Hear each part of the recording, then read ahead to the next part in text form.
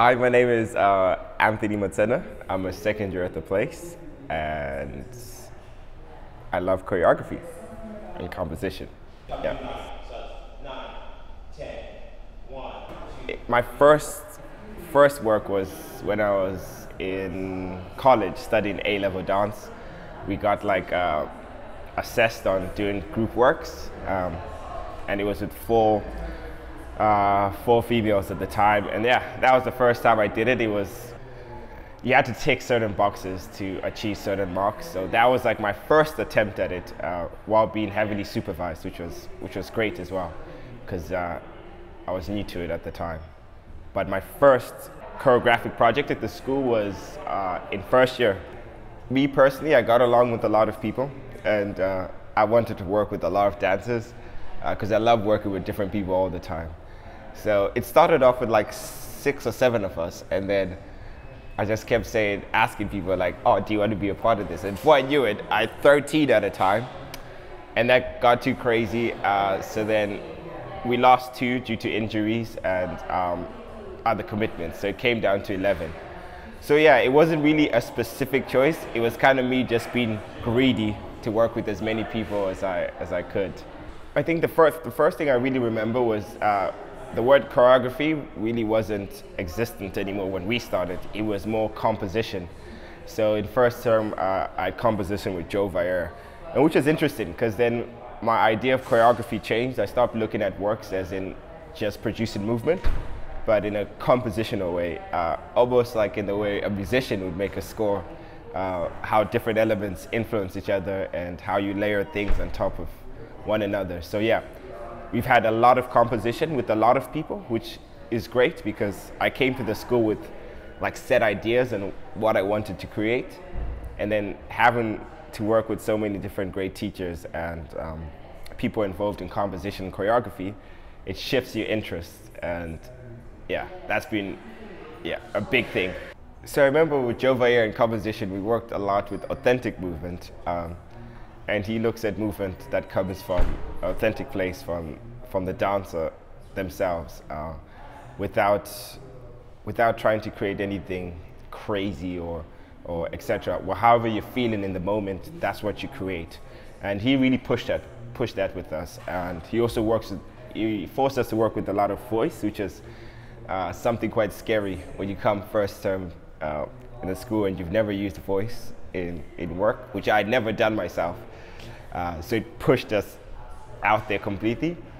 And then I remember I had one teacher called Freddie, and we worked with these wooden structures, these hands, for weeks, and we did all kinds of different exercises and yeah, completely different things, working with one person who was pushing us with the authentic movement and voice stuff, and then working with hands, simply placing hands in space, how you would like pick up a hand and move it in the least dancing way, in the most pedestrian way, and also how you'd put on a jacket. Like we did loads of tasks like that where how as a performer do you do things on stage that seem as natural as possible as if you do them at home.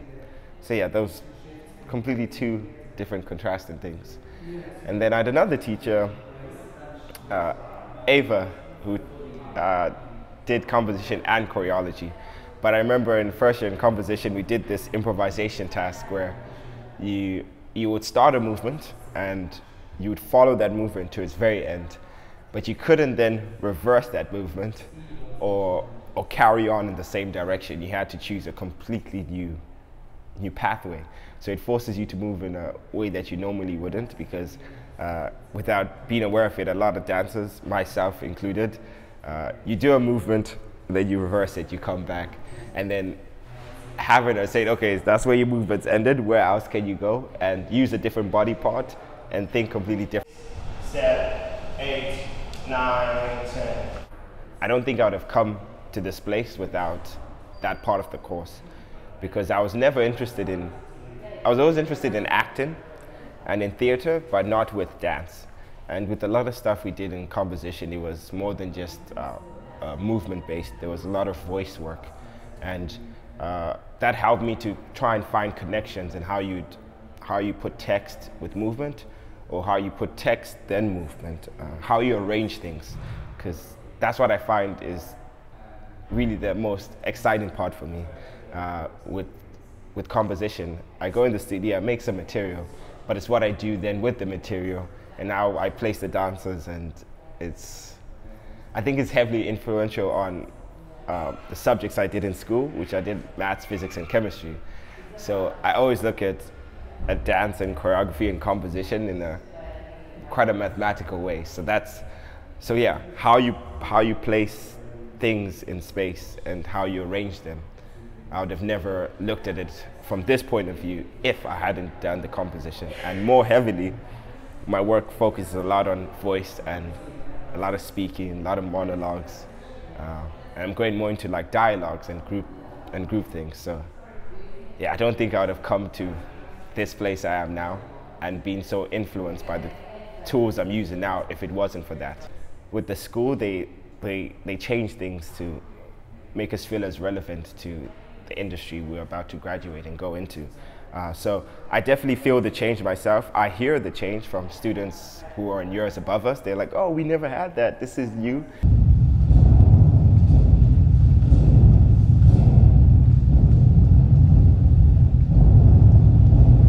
Yeah, so it changes not only in the content of what we're learning, but also in the arrangement of things. But I remember one of the most valuable lessons I had in first year was European dance studies. And that was the first time it was ever introduced into the module. And it was really great to have professionals and people who've had careers come in and speak to us about dance, not only in the UK, but in Europe, because then it broadened the scope. You get people to talk in detail about great choreographers. Like we focused a lot on Rosas. And yeah, that was mind-blowing, and seeing how the Keersmaker sort of arranged the whole piece and how mathematical it was. So yeah, addition of things, removal of things, shifting around of things is constantly changing, and that I feel is a reflection of the industry we're in. The work you see now, you might not see in 5 years' time. It'll completely change, and that's the beauty of it. So, oh, a big part that I haven't spoke about, it was called music and choreography, which we had at the beginning of our second year. And that was the first time I'd done something that had zero movement. It was kind of more actor-based. Yeah, that really like kick-started my ideas into, oh, I can do more than just dance on stage. I can do some theatrical work. So that really stuck with me. You were constantly being pushed to progress and to never settle and to always question what you're doing, because it's so easy. I remember it was in the third week of the 5 weeks I had made the work, and I thought, oh, this is it, it's done. And then Joe Valle came into a session and watched, and then we had a coffee and chatted about it. The piece completely changed. It went from like a 4 or 5 minute piece to like 8 minute piece. It had a monologue in it, it had a completely new section. So yeah, that part of always developing work and never settling with it, I think that's a big part of the assessment side of the continuous side. And then there comes the performance side, obviously, which I think the criteria is whether your dancers know the material well enough and to perform it to their best ability, the music and how it goes with the dance, the lighting choice, all aspects of what you'd see on stage and you'd comment on. At the moment, we're doing rep work with Kate Price, and we're doing a piece by Richard Austin called Rainbow Ripples. The piece is improvised. You have set movements, and then you choose where to place them in space and when to do them, and etc. And I was thinking, this was yesterday after the rehearsal. I was watching a performance of my peers, and I was thinking, the work we've learned in composition influences what you do in group improvisations a lot. So it's really beautiful to see that even the people who are not super interested in creating work, they've kind of learned these compositional elements and applying them to real life theater. I'm not so focused only on movement anymore. I'm focused a lot on the writing side of things and also on the music. So yeah, we're working on a show which is going to be in the Bunker Theatre by London Bridge. And it's presented by a company that me and my brother started called Matsena Performance Theatre. And it will be on the 4th and 5th of August. And I think the most exciting thing at the moment for me was I got an email from Veronica, the principal here. And the school nominated me for Sadler's Wells Young Associates program, which is a choreographic program in the summer. I'm not too sure about the details yet on what it entails. But yeah, just a lot of things, just one after another have been happening. And now I'm here, so it's like, wow, it's crazy. From one email, yeah. I was at the student conference and I was really inspired by what I heard there, and especially by Eddie Nixon, the director of theater of the place. So I went and spoke to him while he was having his food. I kind of interrupted him. Shame on me. But yeah, I spoke to him about resolutions, which is something I wanted to do when I leave the school. And he was assuming that I was a third year. So I spoke to him and he was like, yeah, because by the time it comes around, you'd have left the school. So yeah, that was the next thing on my mind, was resolutions.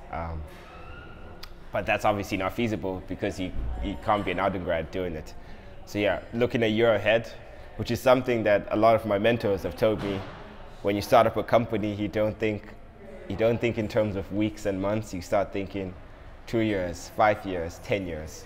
So if I'm looking in the next year and a half, 2 years, I definitely want to do something at Resolution. I also want to do an evening at the Bunker Theatre for improvisation. I got in contact with a lot of students at the London College of Contemporary Music, and they're really interested in creating a performance band where we have an evening of music, theatre, dance, poetry. So that I want to do in kind of like maybe December time. But I'm also more aware that third year is going to be super crazy. So I think I'll put the choreographic projects not on hold, but I'll limit myself and kind of do a lot of in-school stuff to take advantage of, 150 talented dancers, which is something that you don't realize until you probably leave the school, that you don't have this availability of dancers who are just willing to, create with you and do it for free. So yeah, I'm gonna take as much opportunity as I can to work with as many different people in the school from all different Euro groups.